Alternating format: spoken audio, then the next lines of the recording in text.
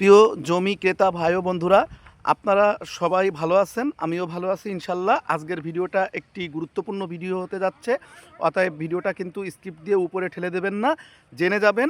আপনারা যদি একটি জমি কিনতে চান নড়াইল শহরের বুকে, তো নড়াইল শহরের একেবারে প্রপারলি, নড়াইল কিন্তু একটা ছোট্ট শহর। এই শহরে কিন্তু আপনার যে মূল যে কেন্দ্র শহর, চৌরাস্তা, রূপগঞ্জ, ভুয়াখালী, এসব জায়গার কিন্তু জমির দাম অনেক অনেক পরিমাণ বৃদ্ধি।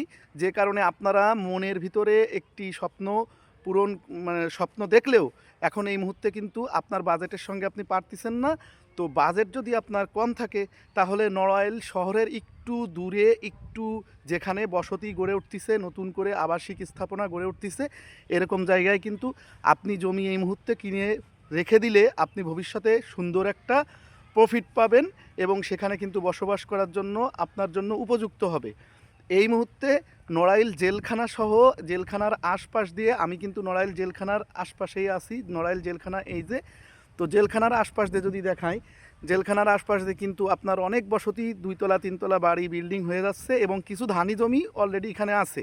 এখানে কিন্তু আপনারা কিনে রাখতে পারেন।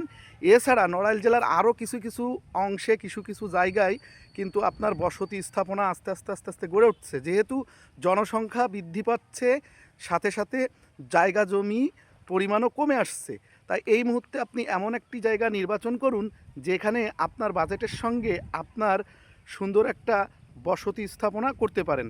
তো বাজেট এবং জমি আপনি খুঁজতে থাকেন, খুঁজতে খুঁজতে দেখবেন যে বেশি সময় যেন না পার হয়ে যায়। অবশ্যই অবশ্যই আপনার এমন একটি জায়গা নির্বাচন করতে হবে যেখানে আপনি আগামী 1-2 বছরে একটা ভালো চমৎকার পরিবেশ খুঁজে পাবেন। তো সবাই ভালো থাকবেন, সুস্থ থাকবেন, আমার জন্য দোয়া করবেন এবং আমার ভিডিও ভালো লাগলে অবশ্যই অবশ্যই একটি শেয়ার করে যাবেন।